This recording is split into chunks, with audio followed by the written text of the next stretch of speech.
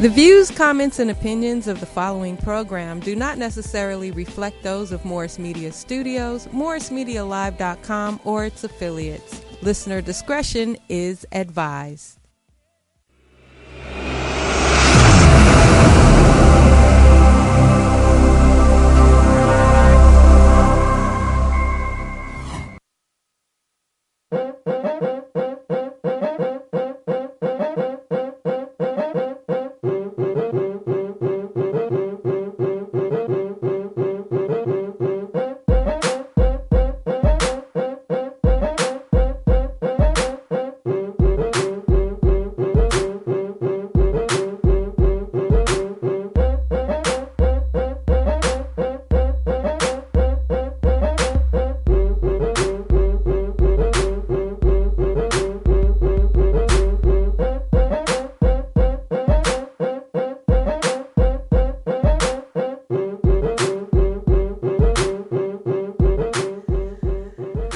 Bismillahirrahmanirrahim. Assalamu alaikum. Peace be unto you. I'm Sister Charlene Muhammad. Welcome to Liberated Sisters, broadcasting live right here at Morris Media Studios.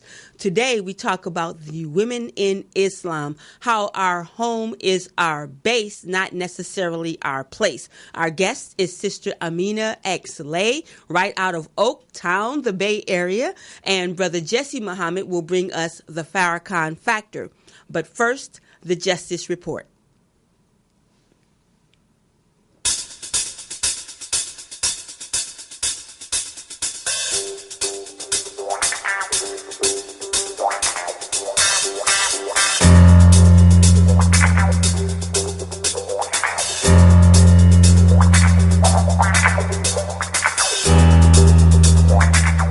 In today's Justice Report, and I want you to read along with me, download right now on finalcall.com for the digital edition.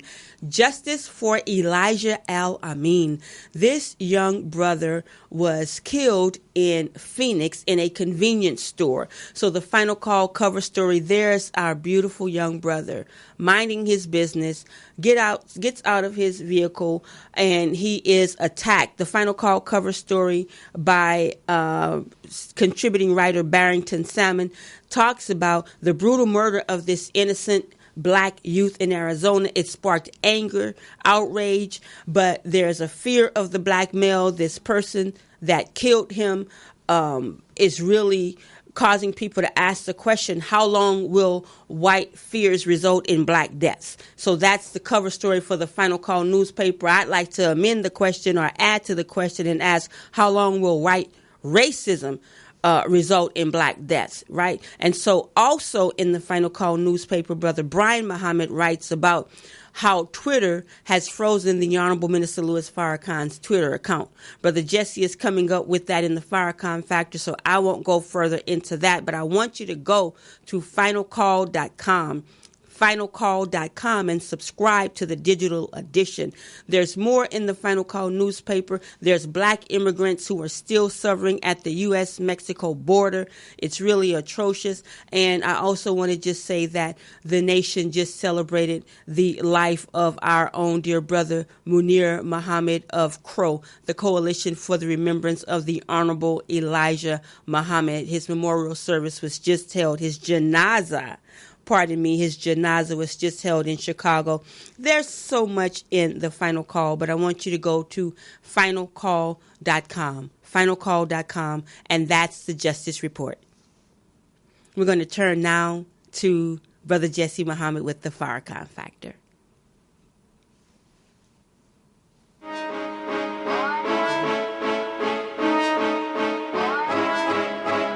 I was told to deliver this message.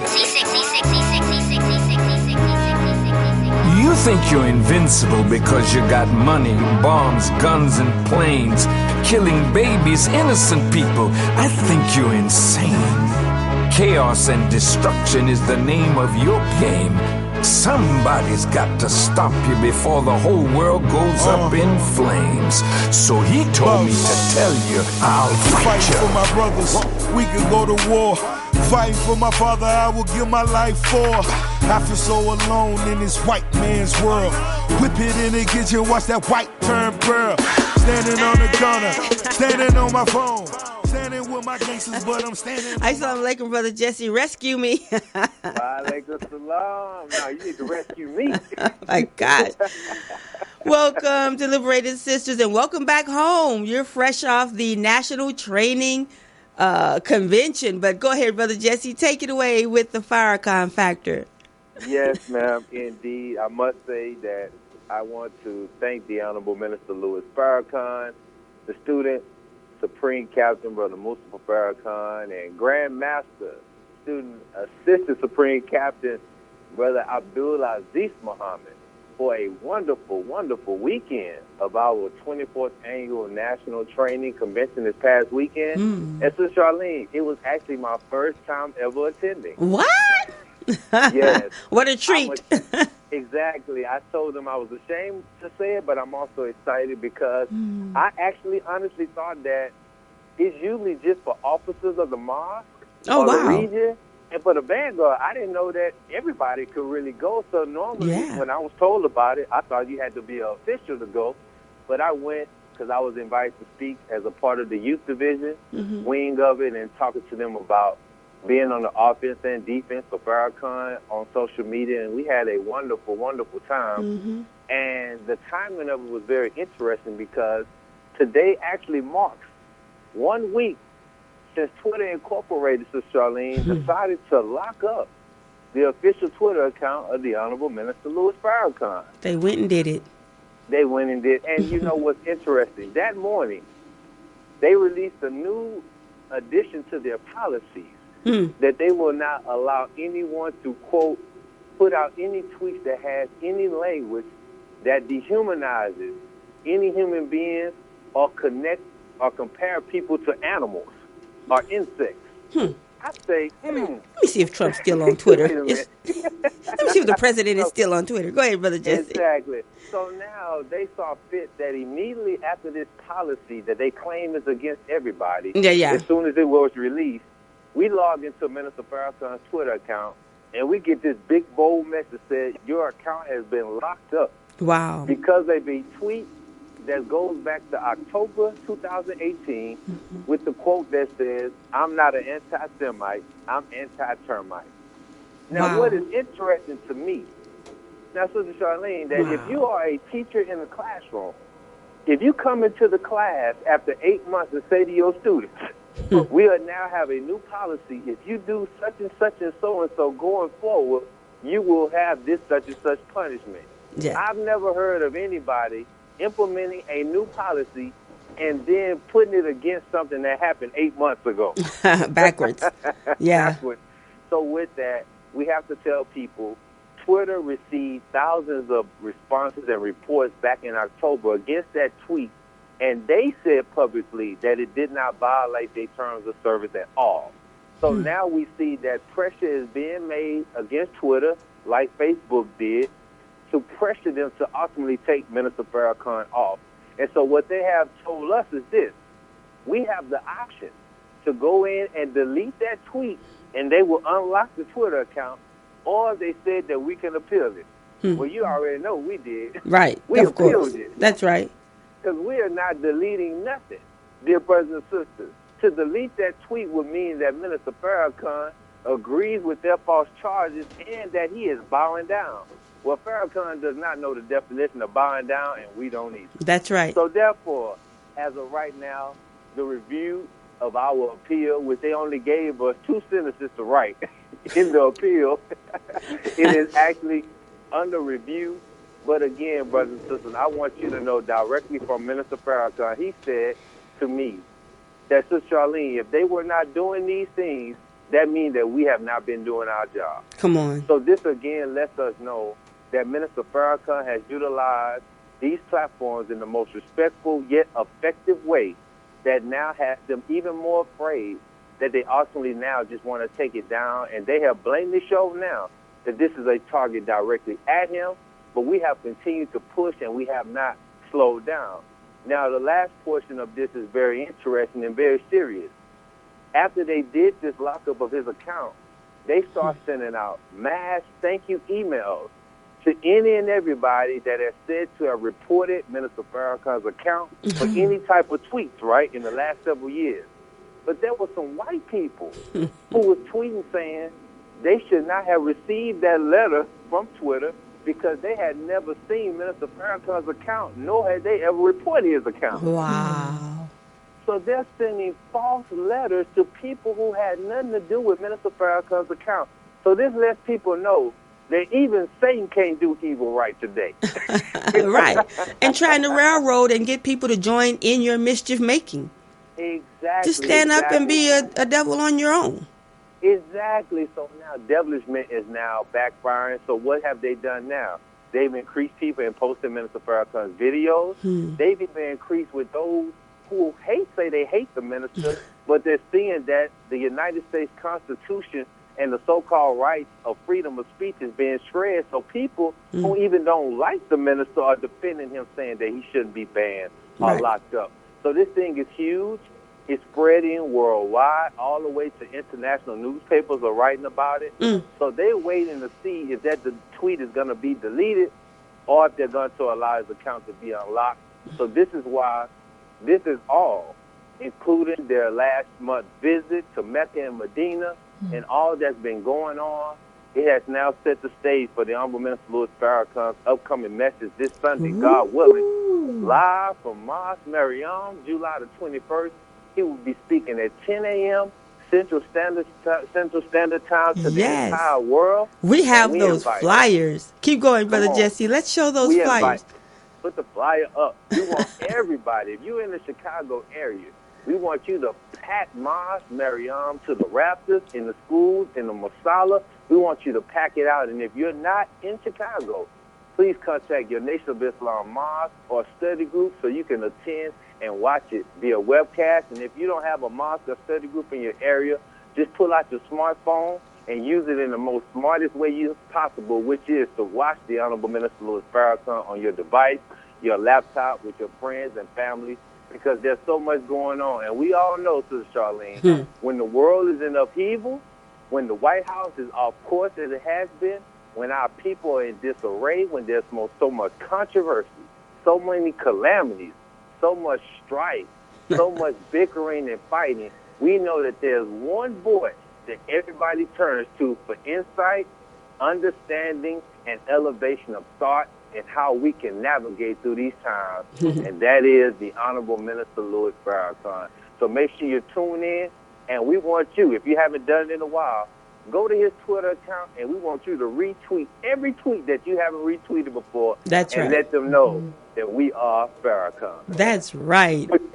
Thank you so much, Brother Jesse. I appreciate the Farrakhan factor. And yes, indeed, you're right. The only one that can really get us out of this mess that we have been placed in. I appreciate it. And inshallah, we see you next week on the Farrakhan factor. Yes, ma'am. Thank you as always, beloved. Thank you. We are liberated. That's right. Assalamu alaikum. Wa alaikum salam. And now to take us into our next segment is the man himself, the Honorable Minister Louis Farrakhan. So we can have men that are righteous men ready to rule, but where did they come from? Come on. Ain't none of us that are ready that came here without the agency of man and a woman. That's right. Teach us. So the time is not for men to rule. Men been messing up rulership for thousands of years, saying that a woman's place is in the home. No, her base is the home, but her place is wherever her gift will take her if she's free to be who she really is. Oh. Yes, indeed. Thank you, Minister Farrakhan, for setting that straight, right? And all praise is due to Allah, I want to say, as we get ready to hear from our sister. thank Allah for my husband, Amin Ali Muhammad, who understands that so much. I pray that you have a spouse that also understands that, a partner. And so now we bring in our own sister. This is a treat. This sister has just registered into the Nation of Islam at Muhammad Mosque number 27, which, by the way, we would like you to be our guest. Tell them Liberated Sisters sent you. Come out and see the Honorable Minister Louis Farrakhan's message live with us. Come amongst the people. 8701 South Vermont. The doors open at 10:30. 8701 South Vermont, that's at Manchester. Come out and hear it live, get a great meal, fellowship with us, and let us know what you think about what Minister Farrakhan, inshallah, will share, okay? But Sister Amina X. Lay, she is a self-taught painter. She's a muralist and illustrator from Bay Area, Oakland. That's right. Amina's childhood represented the complexity and beauty of growing up in the diverse culture of the Bay Area, and it was the revolutionary spirit of Oakland, which we know this is correct, right? That shaped her social justice and feminist thinking. I want to bring her in now, but mention one more thing about her. Her bio is extensive, and when you see the beautiful sister, I think you'll feel the energy and the radiance that comes along with what I'm sharing. In addition to fine art and murals, Sister Amina creates illustrations for cosmetic companies and retail stores that are often used for beauty events. Her clients include Lancome, Dior, Barney's Beverly Hills, by Terry, and Aqua de Parma. And she has also exhibited in solo and group shows in San Francisco, Los Angeles, and New York. So I present to you today Sister Amina X. Lay out of Muhammad Mosque number 27. Assalamu alaikum. Wa alaikum salam. Thank you so much, Sister Charlene. That was an amazing introduction. Thank you. Yeah, this is you. And this is your work. This is who you are. And thank you for being here. You're so beautiful in and out. I am so honored. I am so grateful and so honored to be invited on your show. I've been watching your show and a fan of your works for a very long time. So thank you so much. Alhamdulillah. Wow. Sister was on the list, right? The short list of guests to have. But I hadn't gotten around to scheduling and calendaring yet, right? Because by Allah's grace, in addition to writing for The Final Call, I contribute to three other media outlets, as well as broadcasts on 2 other platforms. But we were at our Muhammad Family Day, Muhammad University of Islam and Mosque 27 surrounding area. We celebrated the birth of Master Father Muhammad at the park on July 4th. And Sister and I were talking, and I had to quickly push her up to the top of the list because when she shared the story of herself and her father, I was so touched. I said, oh my God, we really, the women in Islam we have and come from so much. I wanted you all to hear it. So, and I also want to know what brought you to the Nation of Islam, all of that. So let's start with how did you become an artist, like get into visual art, and tell people what that is, first of all, visual artistry. Visual artistry is, someone that specializes in creating something visual, all the way from makeup to painter to sculptor, just a creative being that produces products. So I always I just always gravitated towards art. I think, as kids, we kind of do like the Dear Diary, Dear Journal type of thing. But I always just draw. Yeah. That was my way of, that was my Dear Diary. Ooh, wow. Journalism, like just writing to myself. But I was doing it in pictures. So creating stories in my mind. It was a lot of poetry. And then I just drew something that went along with it. So it was just something that was always there when I was a kid, and it was my getaway. And so I didn't just choose to be an artist. It just was my first dialogue with Allah, honestly. Oh, tell me about it. Well, I want to type that as you talk.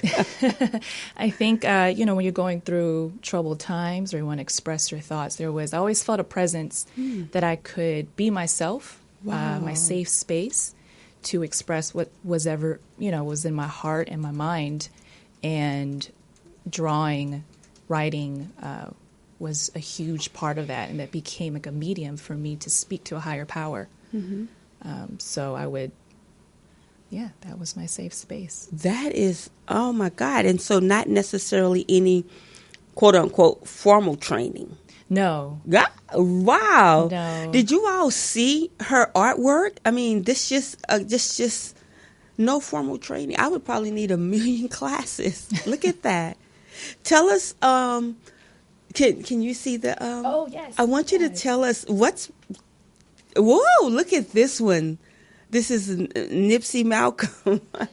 Okay, I want to talk about some of your inspiration behind these, like the one we saw with, look at it. Oh, yes. What was the inspiration behind that?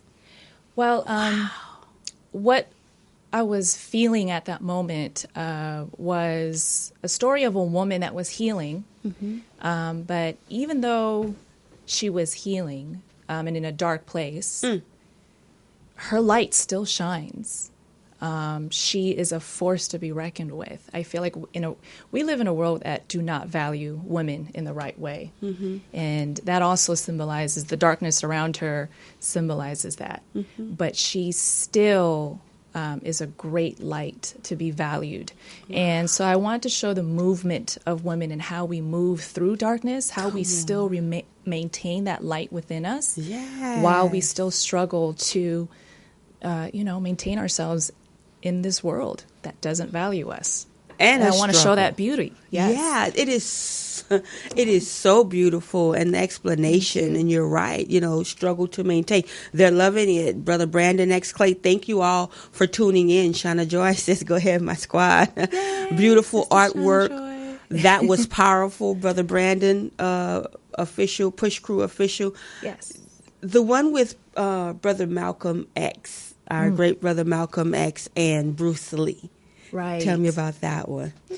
Well, being influenced by growing up in the Bay Area as a young teen, I spent so much time on Shattuck Avenue. For those that are from East Bay, right. Shattuck Avenue, there's Rasputin's, Amoeba, and right around the corner is Revolutionary Books. Yeah. So I spent all my money on buying records at Amoeba and Rasputin's and buying books at Revolutionary Books. But so growing up in that environment, revolution has always been in my mind, but not in a way where it was just liberating, physically from oppression, but also what it means in a spiritual sense. Mm-hmm.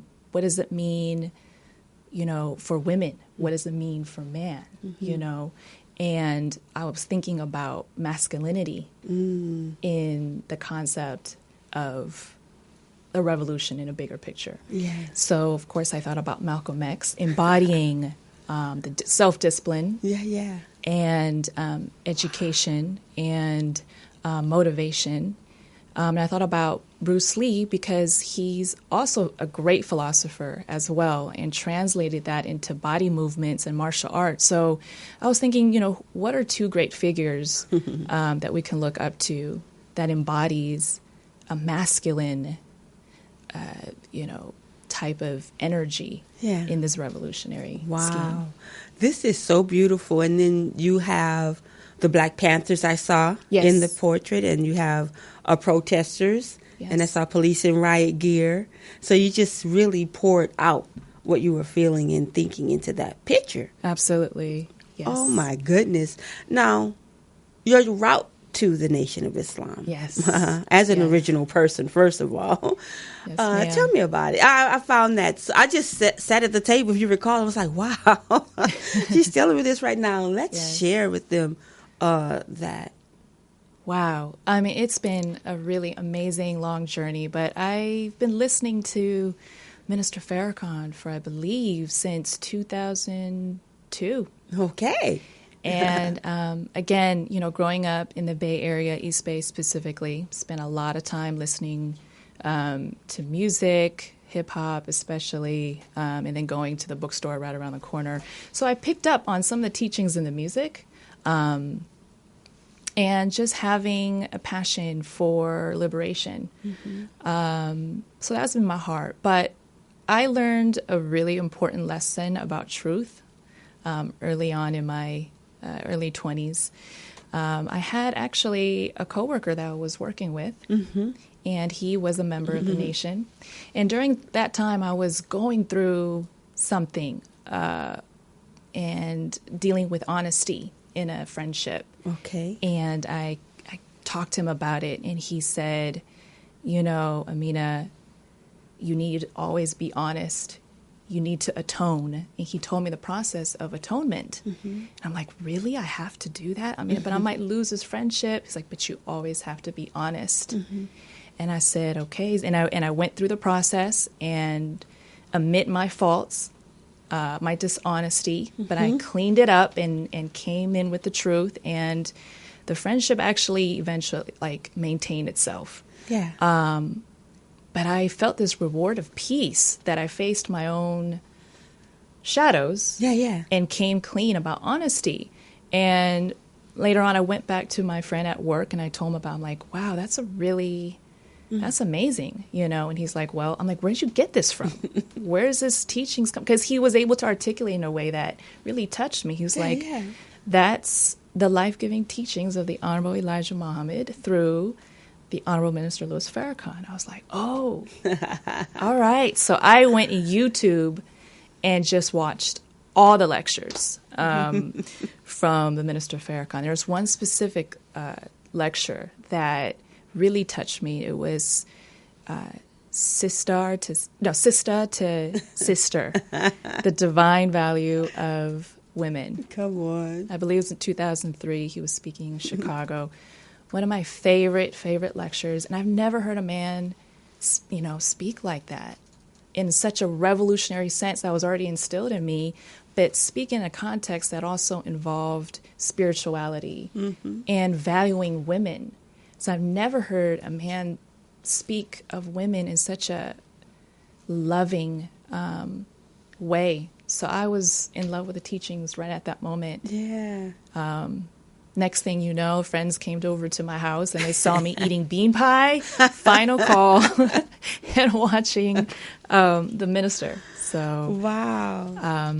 The first mosque I went to was in East Oakland with Minister Keith at the time. And so I was a guest there. And I think over the years, I was constantly, just checking in with the mosque, following the teachings. And then went to the San Francisco Mosque with Minister Christopher. Now, Brother Rashidullah. Yes. I think I said that correctly, Rashidullah. But go ahead, sister. Yes. And I just remember feeling, I've never felt this safe before as a woman in any place. I didn't mind being checked. But I just remember seeing the women and the garment, the discipline, just the energy of the place. I felt so welcomed, so protected, being walked to my car. Okay. Being spoke to, with so much respect. I just never had that feeling before. So it really stuck with me. And I continue with my life, going through different trials and tribulations. However, listening to Mr. Farrakhan's lectures has helped me through so much challenges. So it stuck with me, but it's not until, this year when I met my spiritual father, the Honorable Minister Farrakhan, that I'm like, I just have to be myself and just come on in. Wow. Yeah, but my first lesson was lesson of truth. Lesson of truth. Lesson of honesty and how to live in your truth. I had to really face my own and clean up our mess. Don't we all? That's how it gets us. It's like, I remember when I had been hearing messages of the minister, watching videos, but it was one day I was sitting on the couch and my best friend was cooking and the minister said something. I can't even yet remember what he said. Yeah. But I told her, did you hear that? Right. And she said, I've been telling you all this time. And that was it. Done. Like literally went to the mosque and when I'm telling you cleaned up, like you have, we don't have this. And I heard the minister address this before, but I was under the perception and misunderstanding that you had a period of time when you registered to kind of clean up. But it's like, no, right there, cold turkey, boom. I had a cruise, covered down. Just a whole lot of different things, but it was immediate. It was an immediate quickening, thank Allah. But go ahead, sister. I want to relate to that. I definitely relate to that. Once hearing Minister Farrakhan, I immediately stopped drinking, stopped doing any other activities. But yeah, it was the feeling of submitting to the truth. Yeah. And also listening to the lectures, he described what I was seeing in my personal life. I spoke right to you. Doesn't he just speak? Wow. I was raised a lot of my younger life in Richmond, California, and had best friends, close friends that lived in Crescent Park in Richmond. Yeah. And I went and I was around that environment and saw a lot of street violence, losing friends to street violence. Mm-hmm. Like, why is this happening? Yeah. So, already innately, I was already looking for solutions. You were seeking. And when I came into the teachings that involved not only self-discipline, but the spirituality behind it, he shaped into the woman I am today. Wow. And you met him, and how was that? That was the most amazing experience of my life. I literally met the love of my life, I feel, yes, by Allah's grace. I know it. Huge shout out and sincere love to Minister Abdul Malik, my student minister, who is just a wonderful, great support for me on my path to Islam. Come on. Before I registered officially, I always wanted to go to Savior's Day. And I did go to Savior's Day. However, I wanted to bring a painting to bring to the minister. I'm so excited. I have to bring a painting to him. But while I was painting it, it was in my mind, I wasn't thinking, am I really going to give it to him? How am I going to give it to him? Mm-hmm. It was more important for me to express accurately how this life-giving teachings has helped me become the woman I am today. What image can I create that will express accurately what was in my heart and mind? And so I just poured my heart and soul into that painting, speaking to Allah, right? Because that's my first form of prayer. Yeah. And wow. I finished it. Unfortunately, due to financial and technical reasons, I wasn't able to give it to him at Savior's Day. But when Nipsey transitioned, that's right. The minister came to Los Angeles. Yes, he did.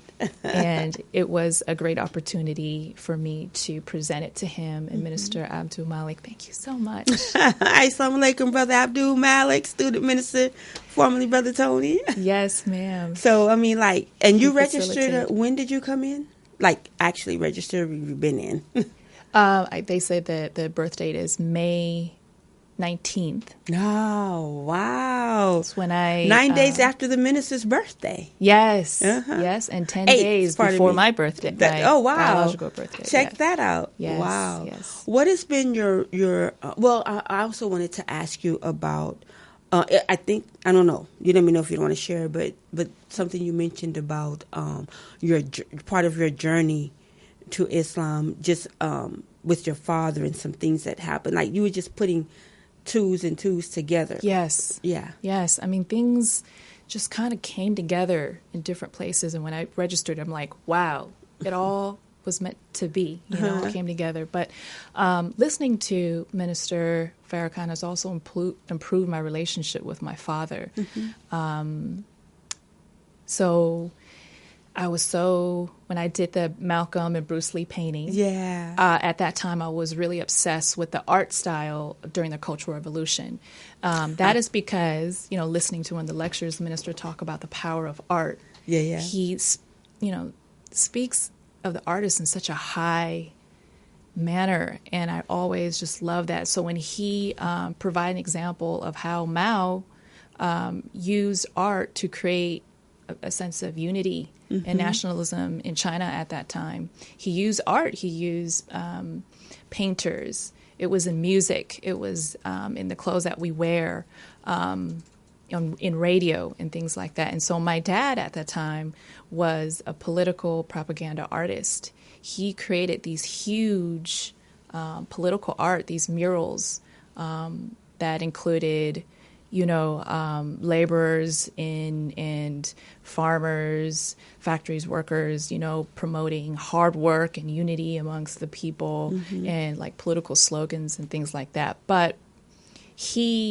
I didn't know that he was actually a political. He hid that from me. Wow. So when I showed him the Malcolm and the Bruce Lee painting, he was like, "Oh yeah, I did that when I was a kid." Like, what do you mean? What do you mean? Huh? What are you talking about? And so yes, he says it. I did that as a teen. But I was kind of traumatized from it because he wanted to become an artist. But at that time, they're like, you got to be a doctor or a lawyer. There's nothing that will give you financial stability as an artist. Wow. So he went and became a physician, a doctor. Yeah. But I'm on my journey just painting and doing these political propaganda style art, not knowing my dad was doing it. Yeah. When he was young. Wow. Like that. So fulfilling his like full dream, circle. Although he didn't put that on you, it's in you. It's in me. How did he react to that? Like, well, I guess he just was watching. Like, it's like, wow. It's like when you're really on a path of self-knowledge, you discover things. You discover these. I would have never, really asked my dad, like, what did you do? Or, because he didn't tell me. Yeah. So just following the path of Allah and striving to be truthful and fully self-expressed, wow. You build bridges to your family, to others, to strangers. So being an artist means, to me, not only painting things beautiful, but it means standing up to the truth and expressing that in the best way possible. 100%. You gave me a chill. I'm sorry about that yelp. I just usually do that. I'll scream in a minute, but I caught a chill. And also thinking about how wonderful it is that your father was suppressed and oppressed from doing that, but look how free you are.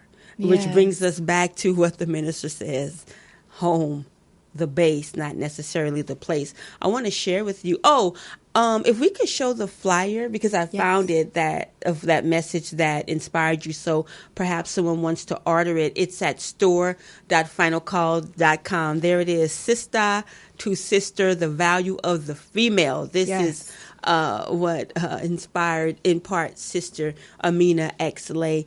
They're loving it online. Brother Brandon said righteous is godliness. Yeah. The teachings also improved his relationship with everyone, he said, mostly his parents and family. Sister Mariam Muhammad says, thank you for realizing you are one of the original people along with us, the black and brown people of the world. And my friend and producer for KPFK, Angela Birdsong, said that she mentioned Malcolm X's birthday as well, May 19th. Right. Yes. So I did give the call-in number if they want to ask questions, but many people are electing to respond here. And I think it's really beautiful. Looking at your artwork with Brother Nipsey, and he's got the Malcolm beard and the pose. What's your inspiration behind that? I wanted to show Malcolm what the minister has mentioned, that he rised above his situation, his environment.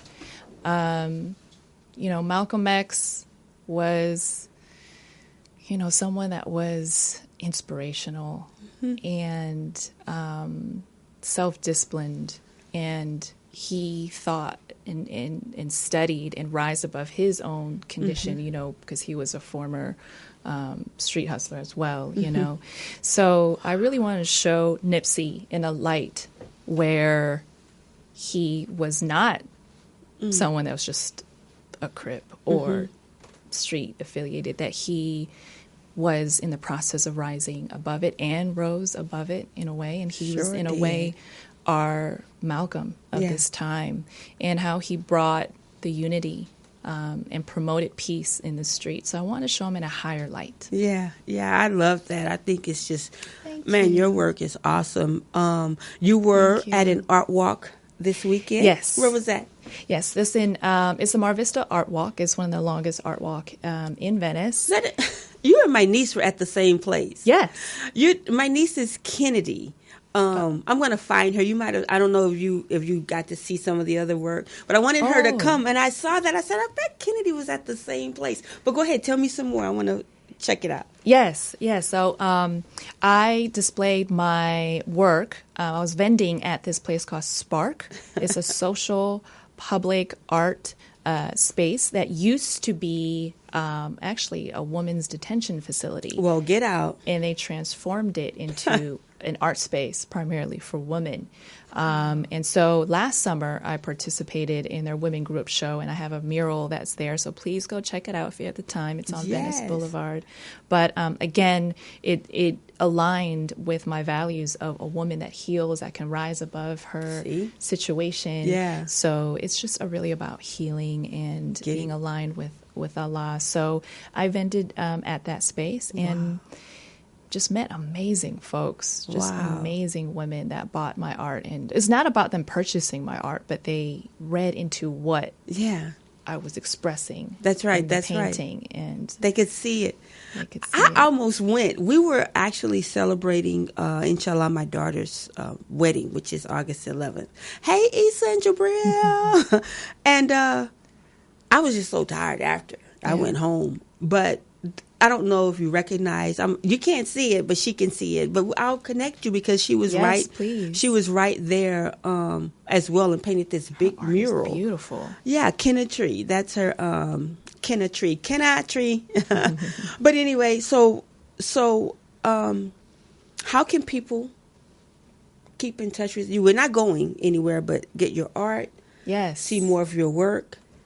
You can see my work if you're on social media. I'm on Instagram at Amina Lay, AMINALEI, and I also have my website and my shop on there, laystory.com, LEISTORY.com. Give those again. I'm going to put them out. Sure. So Instagram is AMINALEI, Amina Lay. Mm-hmm. And then my website is laystory.com, LEISTORY.com. And that website is in dedication to my father. Hopefully I can continue to, share his story and legacy of being an artist. That is wonderful. Brother Brandon said he needs that last painting on a T-shirt. Okay. Yeah, yes, sir. Copywritten. Yes, sir. So you drilled for the first time at a major event, the Peace Rides. How was that? Wow. I think I was quite ambitious, Sister Charlene. You did great. You did great. I think within, I only had a week and a few days to practice and perfect it. Shout out to Sister Harmony. She really supported, and because I work as well, and she took time out to train with me one-on-one, but it really transformed the teachings in another dimension for me. I really saw it in a physical way. In a way, it was like self-discipline, and it really kind of reflected things I need to work on. I mean, you have to be perfect to a T. You can't have any distractions in your mind, And so when I was drilling, I had to really control my mind to focus. Drill is discipline.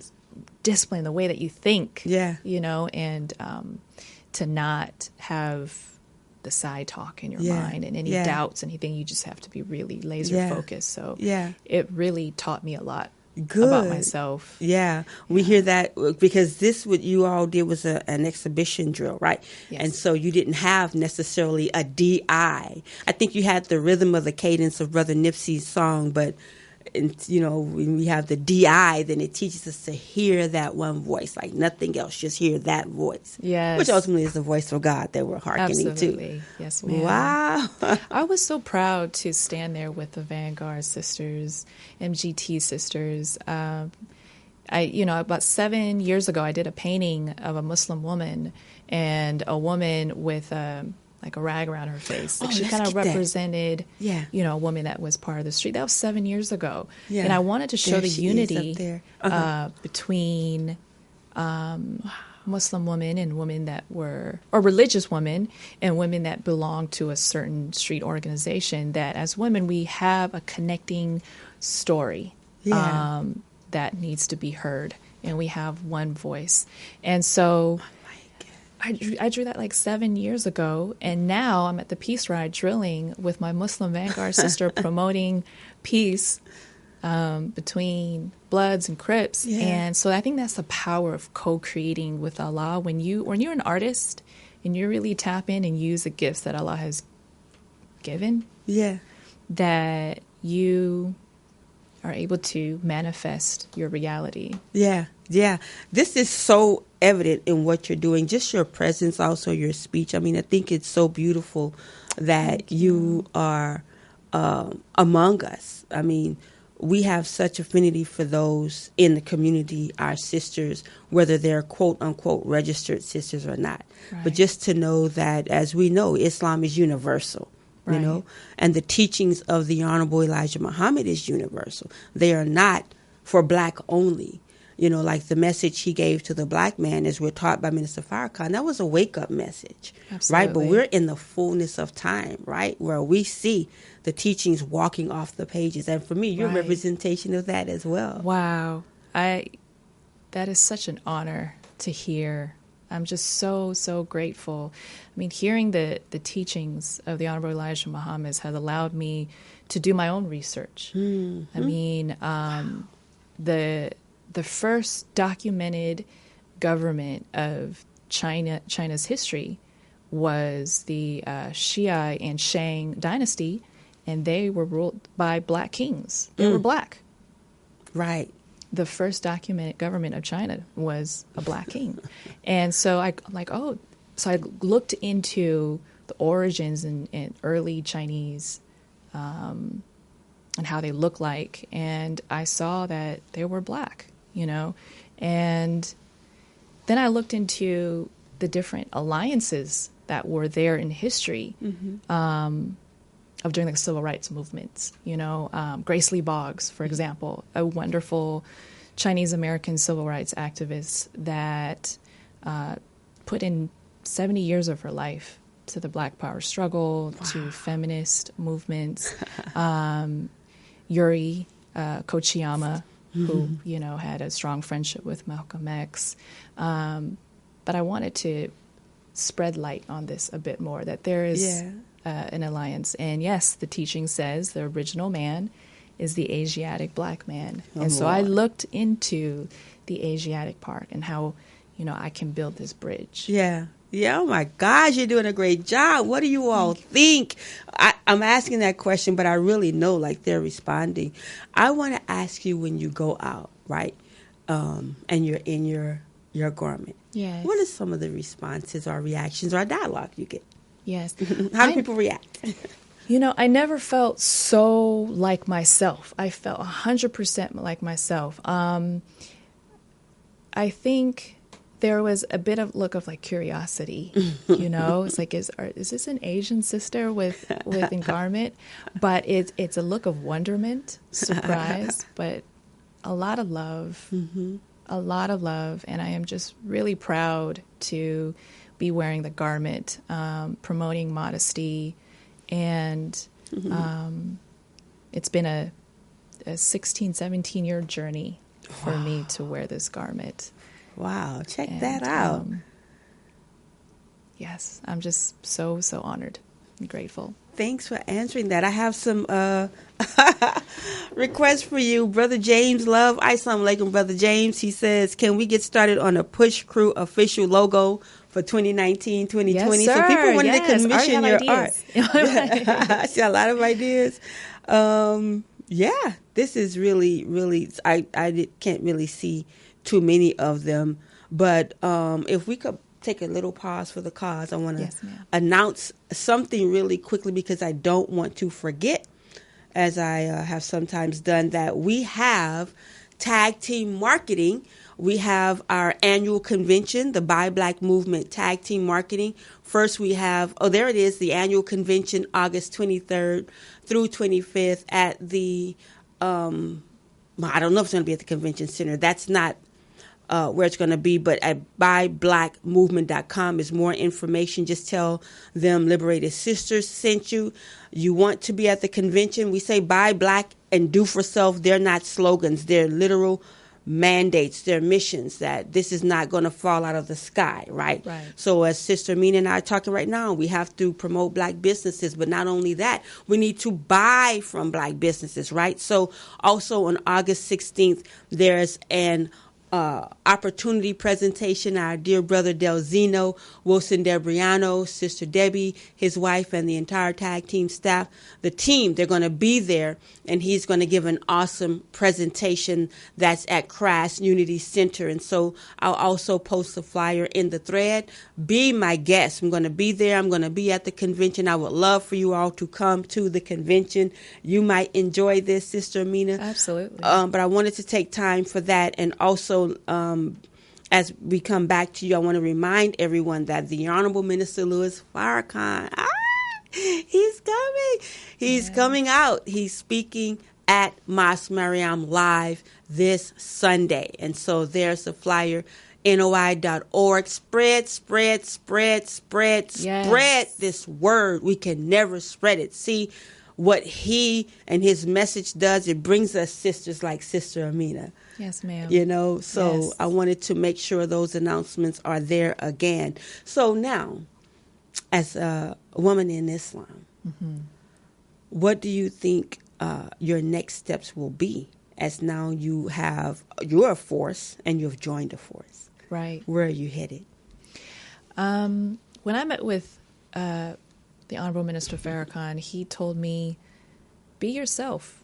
Just be yourself. Accept your own, be yourself. And I'm going to, I feel it in my heart to build a bridge with my Asian American community and be the best Muslim that I could be, right? And continue to study the teachings and be able to present not only to say it and to express it, but actually be an MGT, the best MGT that I can be, and translate that message, the life-giving message, and be able to help my Asian community. I was raised around in Chinatown, San Francisco, so I call myself like the Chinatown kid, you know.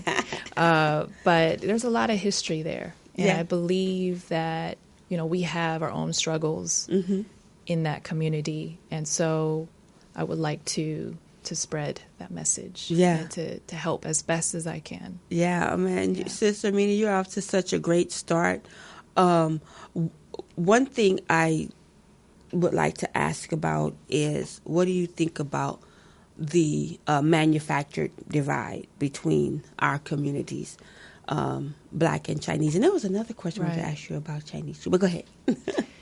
There's this myth I really want to help dismantle, and it's a really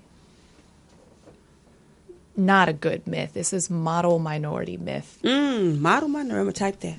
Yes, that Chinese is an example of a group of people that can help themselves without any assistance at all. That they're like the model minority that has made it in America. And that is such a myth and a lie, because one, if we believe in that myth, then we automatically assume that other groups, and especially Black folks, are not as good, right? Because we're the model minority and things like that. And that is completely, we can't use that myth to divide each other and to fight each other.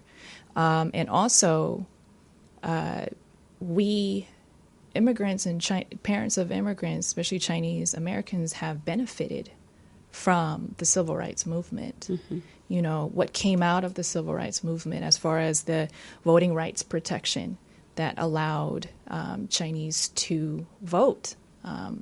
And also the Immigration and Nationality Act mm-hmm. that lifted the ban on Asians and Africans from immigrating to the U.S. So mm-hmm. there's no way that we're just this model minority when there is, you know, absolutely struggles that we face that are, you know, I would say not as great. There's nothing mm-hmm. that as great as what blacks have felt in America.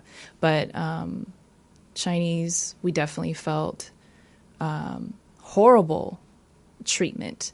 You know, I think that one of the greatest lynchings in history was actually taken here in Los Angeles with Chinese folks. There was a mob of 500 like white people that came and hung like, I think it was like 30 lynchings of Chinese people. But I didn't know that. Wow. Yeah. It was in 1871. Mm-hmm. So there, I mean, again, I don't feel like that mentality of model minority is accurate, mm-hmm. and we shouldn't, you know, believe that to divide us against each other. Yeah. And again, you know, going back into the teachings of the Honorable Elijah Muhammad, you know, the original man is the Asiatic black man, and we owe a debt to the struggle of Black America, mm-hmm. and we need. I want you to know that there is people that stand by, and is your allies and your friends. This is right. Absolutely. And we're one. We are one. You know, we're one, and we can see the earth rising, and we can see the righteous coming together. Right. And this is why we also see the fiery serpents and the oppression and the racism increase as well. But we just keep pushing. We got to keep pushing and not be divided. You know, where we can be together, be together. I want to ask you, is there anything else that you would like to share with the audience? Anything that I didn't ask you to touch on? I want you to be free before we roll out of here to express yourself.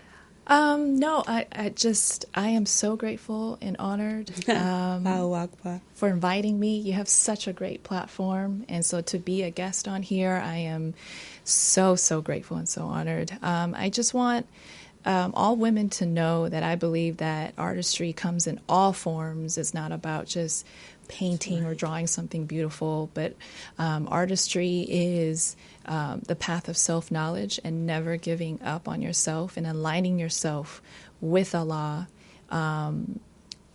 finding ways to express your submission to Allah, to me, is art. And there's nothing more beautiful than a woman that is healing and never giving up on herself. Ooh. Where you teaching? That's right. Well, Sister Mina, thank you so much. The pleasure is mine. And I thank Sister Felicia, the poetess Morris, and her father, Mr. Johnny Morris, and her team. They built this studio. Amazing and it is studio. A beautiful platform. So beautiful. I really love it here. I'm comfortable here, and you can be here too. Oh, and by the way, she's celebrating 5 years. I'm sorry, I forgot. Morris Media Studios is celebrating 5 years. We'll get the detail. I'll come next week and we'll talk about it, because we want you to be a part of the celebration, and also to know that there is a commemorative book, and you can be a part of that commemoration, right? We're talking about, this is a young Black sister. Amazing. Been in the industry a long time. And when you branch off to do your own, as you know, like you do your own. Right. You're independent. Although you have clients, right? It can be scary, but she's done it. She's doing it. By the grace of Allah. That's right, by the grace of Allah. And so let's support her. Let's support ourselves, right? This is the day of the Black woman. So, Sister Mina, thank you for being here. You're welcome back anytime, all the time. You have something you want to say, you want to showcase. This is the women in Islam, right? And we're liberated here. So we do what we want to do. Yes, sisterhood. Yeah, sisterhood. So with that, it's our show for today. Thank you all for tuning in. Thank you, Sister Felicia. Thank you, Sister Amina X-Lay. Also, remember, finalcall.com. The Final Call is stacked with stories. But I want to give a shout out, too, to our local black press, the LA Sentinel newspaper, the LA Watch Times, and Our Weekly. I think The Wave as well. Pasadena Black Star News. I might be saying that wrong, but support the black press, everybody. Get your news and look, finalcall.com, hands down, okay? NOI.org to hear Minister Farrakhan's message, to see him live on this Sunday. But we want you to come and be our guest. Right, Sister Amina? Yes, please. We want to see you. Come. Yeah, come and join us. We'll be there. Come to Muhammad Mosque number 27. We're going to be at 8701 South Vermont. The doors open at 10:30, so we'll be there waiting to receive you. You can hear Liberated Sisters on radiojustice.org this Friday at 8 a.m. and on 90.7 FM KPFK. That's kpfk.org this Saturday at 8 a.m. My husband Amin Ali Muhammad joins me for that show. I'm Sister Charlene Muhammad saying, release the block on Minister Farrakhan on Twitter, okay? Yes. If it's impacting our community or can uplift us as a people, let's talk about it. Peace.